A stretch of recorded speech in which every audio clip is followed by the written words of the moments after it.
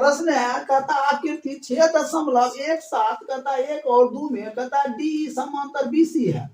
Number 1 में कहता EC और 2 में कहता है क्या एडी ज्ञात करने के। देखिए यहाँ चित्र दिया हुआ है, ये ए है, ये क्या है बी है, यहाँ सी दिया हुआ है, ये दिया 1.5, ये दिया 3, ये दिया 1, यहाँ दिया है डी, यहाँ दिया है बी। तो देखिए ऐसा डायग्राम दिया हुआ है, तो सबसे पहले हम क्या लिखेंगे, थेल्स प्रमेय से। क्या लिखेंगे, थेल्स प्रमेय से। चलिए बताओ बाबू आप, थेल्स प्रमेय का फॉर्मूला क्या होता है, एडी बटा बीडी एई बटा ईसी, एडी बटा बीडी बराबर एई बटे ईसी। एकदम सही है।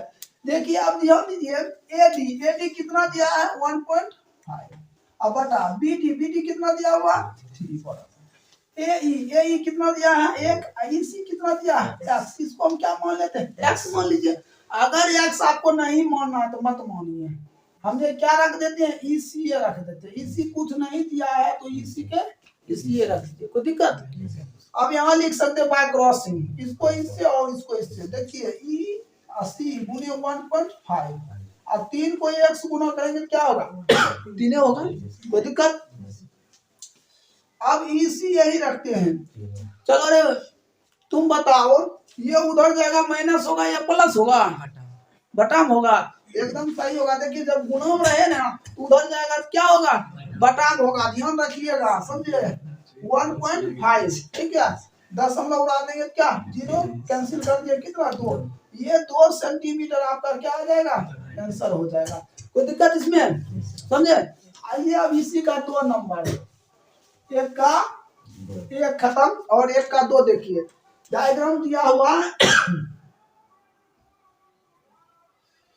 ए बी सी डी ई, ये कुछ नहीं दिया है, ये दिया 7.2, ये दिया 1.8, ये दिया 5.4 सेंटीमीटर, कोई दिक्कत। अब देखिए ये दो प्रश्न हुआ, ठीक है, ये किताब में दिया हुआ है, समझे। अब हमें क्या करता है, सबसे पहले हम क्या लिखते हैं, थेल्स प्रमेय से।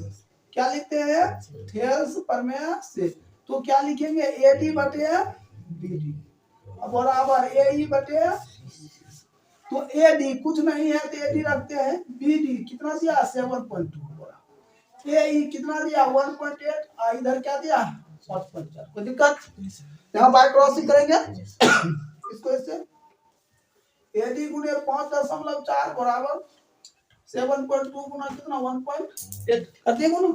अब देखिए एडी यहीं पे रहेगा, 7.2 गुना 1.8 अब बटा क्या आ जाएगा 5.4, समझे, कोई दिक्कत। अब देखिए इसका डेसिमल हम कैंसिल करते, इसका भी कैंसिल, 18 दिया है। अब इसको काट दीजिए कितना आ जाएगा 2.4, यही क्या आ जाएगा आपका राइट आंसर, कोई दिक्कत, समझ गए सब। हाँ इसको नोट कर लीजिए, ठीक है। अब हम 3 नंबर बताते हैं, सॉरी 2 नंबर बताते हैं।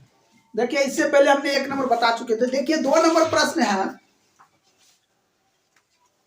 प्रश्न कहता है किसी त्रिभुज पी क्यू आर की भुजा पी क्यू और पी आर पर क्रमशः बिंदु ई और एफ है। ध्यान दीजिए, एक त्रिभुज बना लेते हैं, ठीक है, और ये हो गया पी क्यू और आर, ठीक कहता है क्या, पी क्यू और फिर कहता है पी आर पर क्रमशः बिंदु ई एफ, क्या है ई एफ, ठीक है। तो कहता है निम्नलिखित में से स्थिति के लिए बताइए क्या क्या ई एफ समांतर, इसको क्या कहते हैं समांतर क्यू आर है, यही पूछ रहा है क्या, ई एफ समांतर क्यू आर है। देखिए पहला प्रश्न है, पीई दिया हुआ है 3.9 और ई क्यू दिया हुआ है 3 और पी एफ दिया हुआ है 3.6 और एफ आर दिया हुआ है कितना 2.4।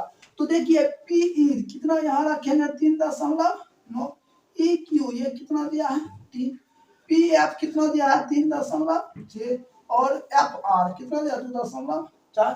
तो लिखते हैं थेल्स प्रमेय से। क्या लिखेंगे, थेल्स प्रमेय से, ठीक है।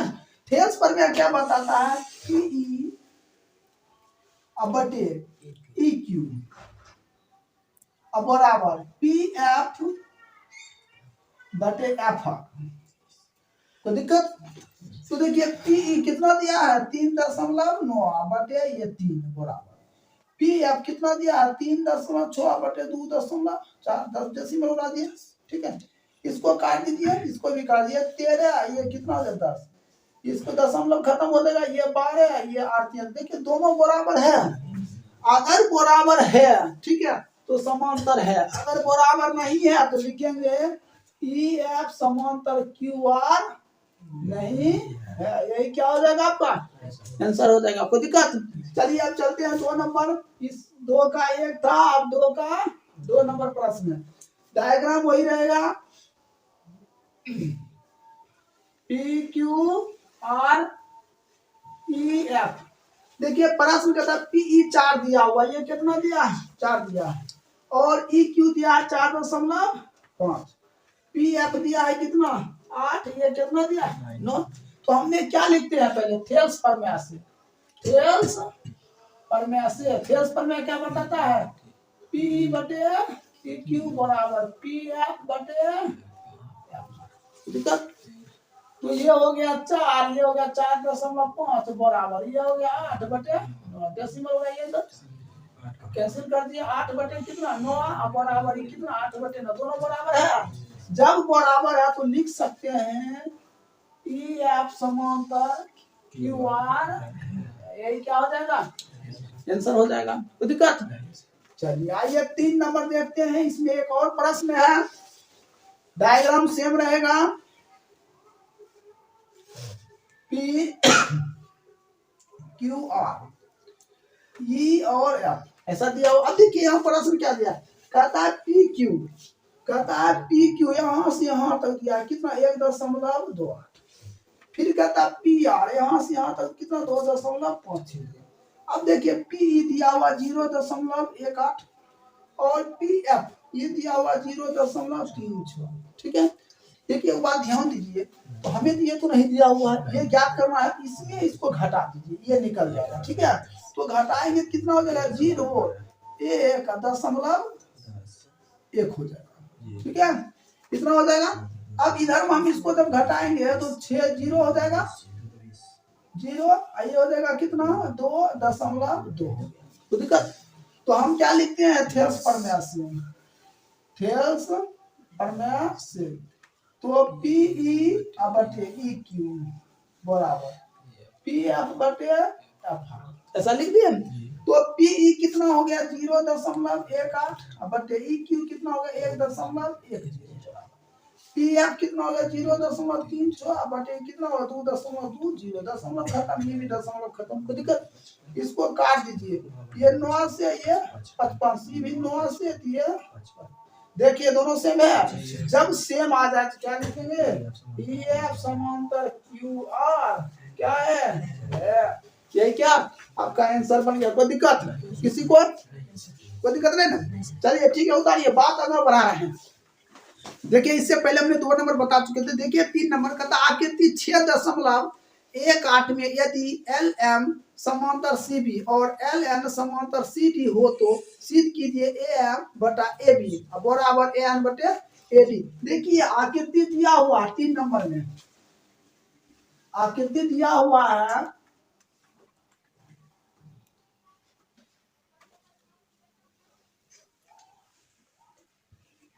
ये ए है, यहाँ बी दिया हुआ है, सी दिया हुआ और डी दिया हुआ है, ऐसा दिया हुआ ये एम है और ये एल है और ऐसे एन है,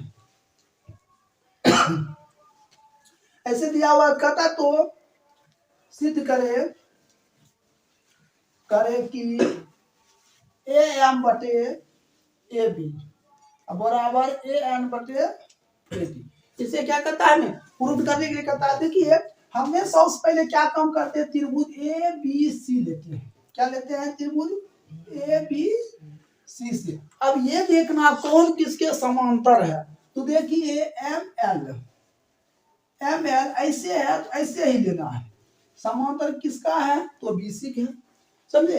एम एल किसका समांतर है बीसी समांतर है, तो हमने ऊपर वाला त्रिभुज लिए, तो देखिए एम एल समांतर बीसी है, तो हमने ले सकते हैं ए एम तो बटा क्या होगा ए बी बराबर। अब चलिए नीचे वाला लेते हैं ए एल तो बटा ए सी। देखिए ये छोटा लिए, इधर भी छोटा लिए, ये बड़ा लिए, तो अभी क्या लेंगे बड़ा लेंगे इक्वेशन, कोई दिक्कत। अब नीचे ये त्रिभुज ले लिया, अब नीचे वाला त्रिभुज लेते हैं, त्रिभुज ए डी सी से, त्रिभुज ए डी सी से, तो दिक्कत कौन किसके समांतर, देखिए ये ऐसे है ये भी ऐसे है, तो एल एन समांतर क्या है डी सी, ठीक है, एल एन समांतर क्या डी सी है। तो अगर हम लेते ए एन बटा ए डी बराबर, फिर देखिए ये तो इसका भी हिस्सा है, ऊपर वाला भी हिस्सा है, नीचे भी आएगा ए एल बटे ए सी। समीकरण तो लिखेंगे समीकरण एक एवं दो को हल करने पर तो ये दोनों कैंसिल हो जाएगा, तो बच क्या गया, ये दोनों बच गया, तो हमने लिख सकते हैं ए एम बटा ए बी बराबर ए एन बटा ए डी, यही क्या हो गया, तो कितना भी कथा सिद्ध करने के लिए कोई दिक्कत। अब आइए 4 नंबर प्रश्न कहता आकृति 6.19 में डी कहता समांतर एसी और डी एफ समांतर ए ई है, तो सिद्ध कीजिए। देखिए 6 नंबर आकृति दिया हुआ है, ये ए दिया है, यहाँ बी दिया है, यहाँ सी दिया हुआ है, ये एफ दिया हुआ है, ये कितना दिया है डी दिया हुआ है सर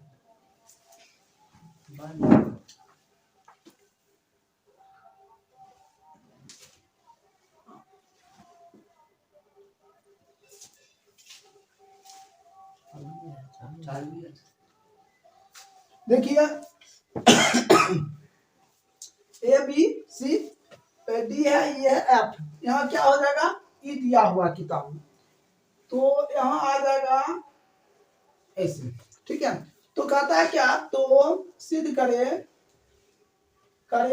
कि ए एम बटे, सॉरी यहाँ दिया है बी एफ बटे एफ ई बराबर बी ई बटे ई सी, ऐसा दिया हुआ है सिद्ध करने के लिए, ठीक है। तो देखिए सबसे पहले हमने क्या लेते हैं, त्रिभुज लेते हैं ए बी सी से, त्रिभुज ए बी सी से, देखिए कौन किसके समांतर है, तो ध्यान दीजिए। देखिए यहाँ ये जो ऐसे है ना, देखिए ऐसे है समांतर है ना, तो डी ई समांतर क्या है ए सी, तो हमने लेंगे बी ई बटे ई सी, अब बराबर इधर लेंगे बी डी बटे डी, इक्वेशन क्या हो जाएगा फर्स्ट हो जाएगा, कोई दिक्कत। अब चलते हैं त्रिभुज A B E C, A B ठीक है। देखिए कौन किसके समांतर, देखिए ये ऐसे है तो ये ऐसे है ना, तो डी एफ समांतर क्या है ए, ठीक है। तो ध्यान दीजिए डी एफ बटे एफ ई बराबर फिर हो जाएगा बी डी बटे डी, समीकरण क्या हो जाएगा 2 हो जाएगा।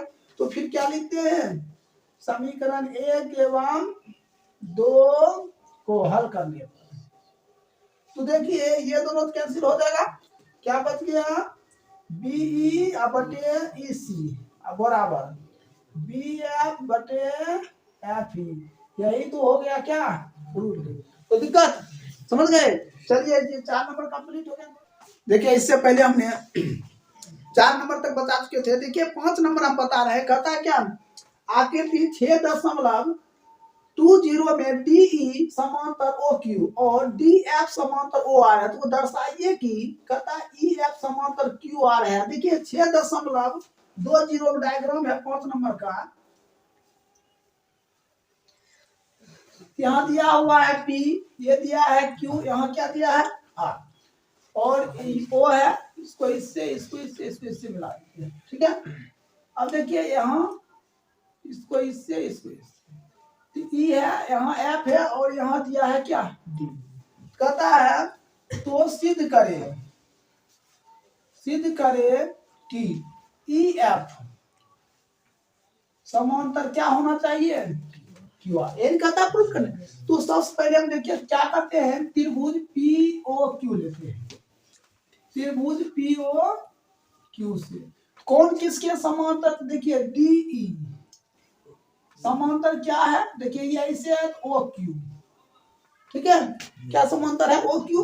तो हम अगर लेते हैं पीई तो बटे क्या लेना पड़ेगा, ई क्यू बराबर, इधर क्या लेते हैं पी डी, अब बटे क्या लेना पड़ेगा डी ओ। इक्वेशन क्या रख लेते हैं, एक रख लेते हैं। अब इस साइड चलते हैं, त्रिभुज पी ओ आर से, पी ओ आर से, ठीक है। तो देखिए कौन किसके समांतर है, तो डी एफ समांतर क्या है, ओ आर। देखिए डी एफ समांतर ओ आर है ना इसे। तो इसका हम जब लेते हैं पी एफ बटे एफ आर बराबर पी डी बटे डी, समीकरण क्या लगता है, दो। तो अब लिखते हैं क्या, समीकरण एक एवं दो को हल करने।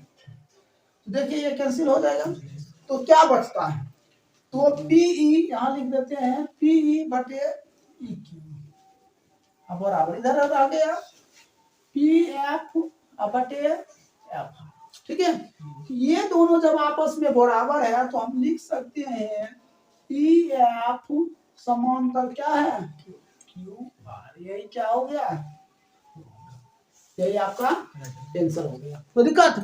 अब देखिए 6 नंबर प्रश्न है, कहता 6.21 में क्रमशः O P O Q O R में इस ए बी सी इस प्रकार है कि ए बी समांतर पी क्यू और ए सी समांतर पी आर है। दर्शाइए बी सी समांतर क्यू आर। सेम प्रश्न है, देखिए 6 नंबर डायग्राम दिया हुआ है, पी क्यू आर,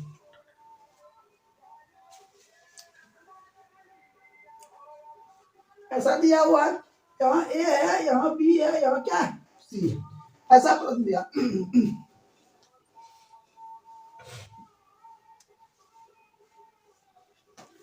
देखिए कहता तो सिद्ध करे कि बी सी समांतर क्या है क्यू आर।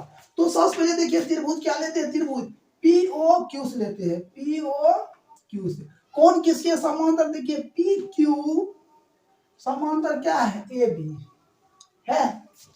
तो हमने अगर लेते हैं पी ए तो क्या लेना, पी ए तो क्या लेना पड़ेगा ए ओ बराबर, इधर क्या लेना पड़ेगा, ध्यान दीजिए ओ बी बटे बी क्यू, इक्वेशन फर्स्ट होगा।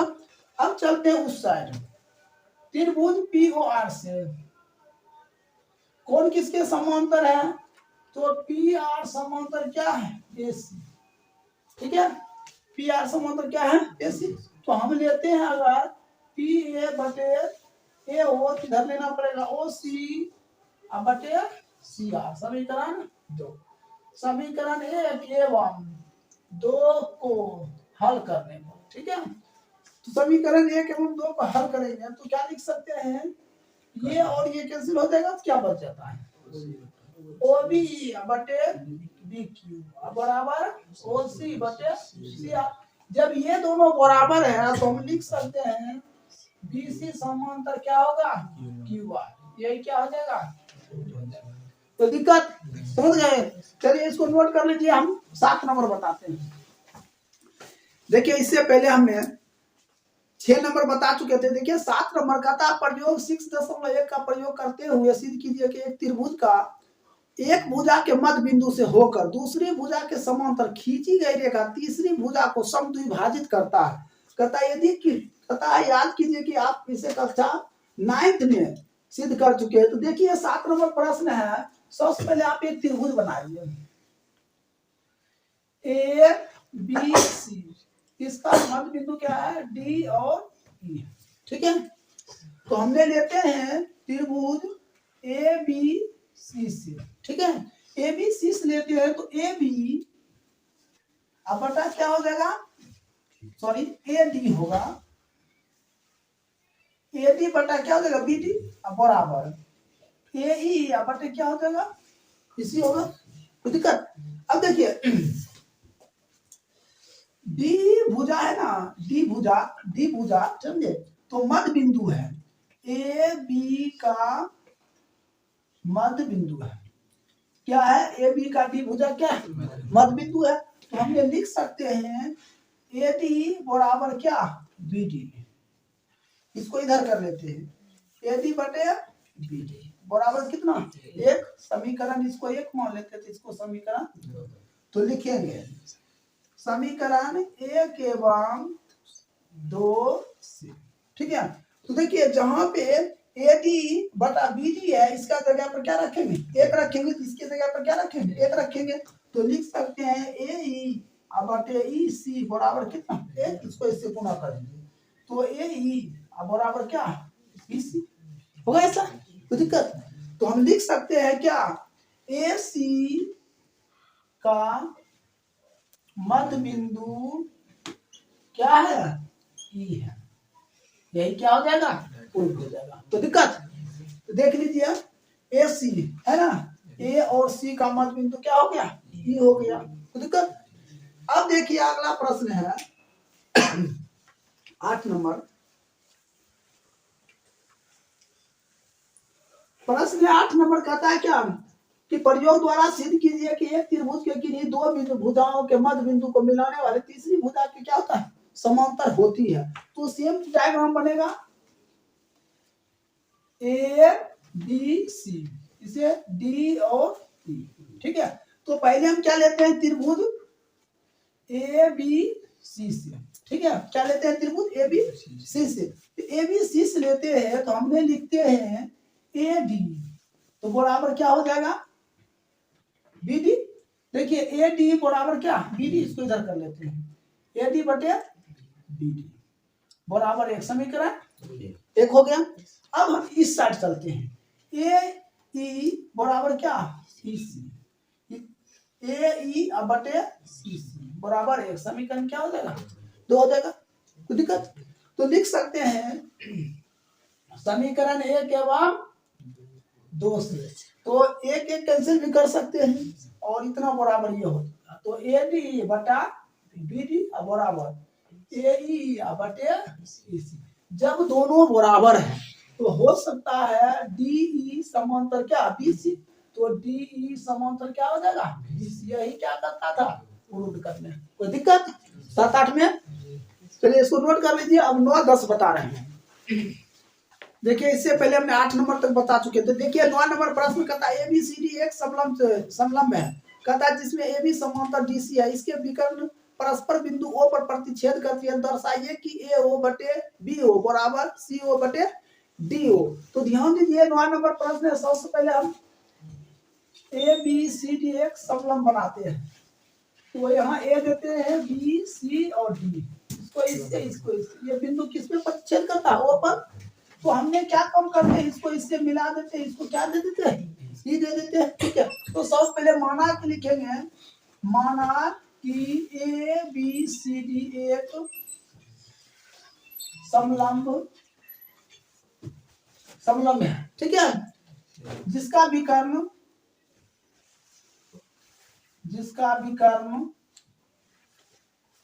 परस्पर बिंदु ओ पर प्रतिच्छेद करती है।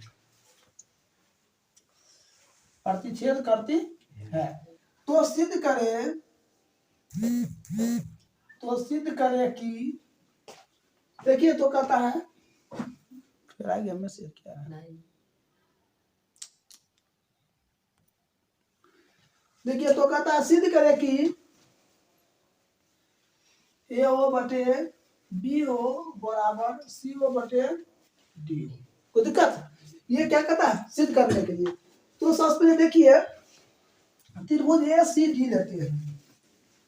ए सी डी से कौन किसके समांतर? देखिए सी डी समांतर किसका है? ओ ए। तो दिक्कत? सी डी समांतर क्या है? ओ ए। तो ध्यान दीजिए अगर हम लेते हैं ए ई बटे क्या होगा? इस डी बराबर क्या लेंगे? ए ओ बटे ओ सी। समीकरण अब देखिए त्रिभुज क्या लेते हैं, ए बी डी से, ए बी डी से। तो त्रिभुज ए बी डी से कौन किसके समांतर, देखिए ओ ई के समांतर है ए बी, है ना, ओ ई के समांतर ए बी। तो हम क्या काम करते हैं, ए ई लेते हैं बटे ई डी बराबर, तो ये लेंगे क्या, ओ बी बटे ओ डी, समीकरण 2। तो लिखते हैं समीकरण 1 एवं 2 से, ठीक है। समीकरण 1 एवं 2 ये तो कैंसिल हो जाएगा, तो क्या बच गया, ए ओ बटे ओ सी बराबर ओ बी बटे ओ डी।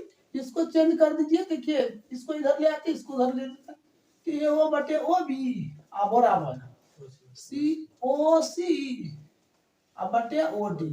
तो देखिए यही कदम प्रूव करने, ये क्या हो गया, ये तो 9 नंबर कंप्लीट हो गया। तो देख लीजिए अब 10 नंबर प्रश्न सेम डायग्राम बनेगा। तो ए बी सी डी, इसको इससे इसको इससे, इसको वो दे दीजिए, मिला दिए, तो दिक्कत।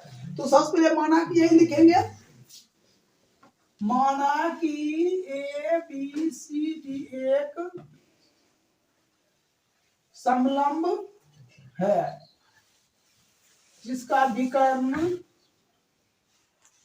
विकर्ण परस्पर बिंदु O पर प्रतिच्छेद करती है। तो सिद्ध करें कि ए बी सी डी एक समलंब है, यही कथा सिद्ध करने के लिए तो लिख दिया। तो सबसे पहले हमने क्या काम करेंगे, तो त्रिभुज क्या लेते थे, ए सी डी से, त्रिभुज ए सी डी से कौन किसके समांतर है, तो ओ ई के समांतर क्या है, सी डी है, कोई दिक्कत, ओ ई के समांतर क्या है, सी डी है। तो हमने दिए ए सी डी से, तो हो जाएगा ए ओ बटे ओ सी बराबर ए ई बटे ई डी, ए ई बटे ई डी, समीकरण फर्स्ट। अब हम त्रिभुज क्या लेते हैं, ए बी डी से, ए बी डी से कौन किसके समांतर है, ओ ई समांतर क्या है, ए बी, ओ ई समांतर क्या है, ए बी। तो ध्यान दीजिए, तो ओ ई समांतर ए बी है, तो हमने क्या लेते हैं, ओ बी बटे ओ डी बराबर ए ई बटे ई डी, समीकरण 2।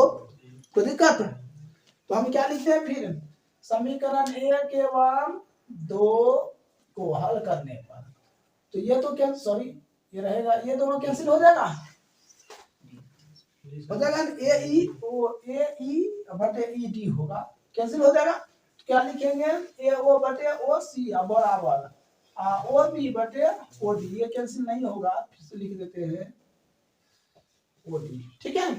अब जब ये दोनों, देखिए ये दोनों बराबर है, जब ये दोनों बराबर है तो ध्यान दीजिए ए बी किसके समांतर हो सकता है, सी डी के, तो लिख सकते हैं ए बी समांतर क्या हो जाएगा, सी डी हो जाएगा। तो इस तरह लिख सकते हैं, इस तरह ए बी सी डी एक समलंब है, यही क्या हो जाएगा, प्रूव्ड हो गया। कोई दिक्कत, इस तरह देखिए 6.2 क्या